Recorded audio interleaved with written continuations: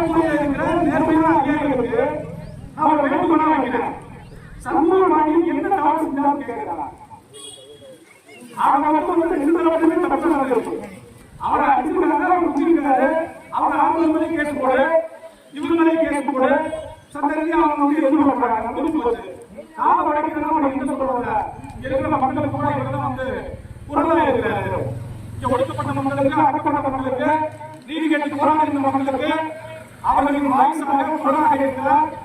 அவர் சார்ந்திருக்கிற சுதந்திர பொதுவுடைய அமைப்பையும் ஒடுக்க வேண்டும் அப்படின்னு நினைக்கிறேன். ஒரு காலத்திலும் நடக்காது.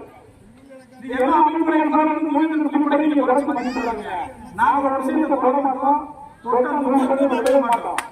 ஏன்னா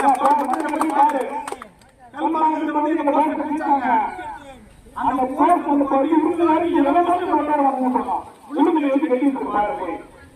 நாங்க வந்து நீதிக்கு பயன்படுவோம், நேர்மைக்கு பயன்படுவோம், உண்மைக்கு பயன்படுவோம். எந்த சூழ்நிலையும் நடக்காது. நாங்க மக்கள் வந்து இவ்வளவு பேர் தம்பிக்கிறாங்க கூடுறாங்க, அதை அழைக்கிறாங்க, அதை இவ்வளவு பேர் நிற்கிறாங்கன்னா இந்த மக்களின் முன்னாக இந்த மக்கள் நீதிக்காக போராடி ஒவ்வொரு வீட்டிலும் நல்ல கிடக்குங்களா அந்த தம்பி பாசத்தோட நிற்க போயிருக்க தன்னுடைய இந்தியிலேருந்து அவங்க வந்து காத்திருக்கிறாங்க. நீ வந்து இதெல்லாம் வந்து அச்சுறுத்தலாம், காவலாம், உங்க முன்னாடி வந்து தூயம் நிறுத்துவோம், எப்படி நிறுத்தணும் மட்டும் பாரு.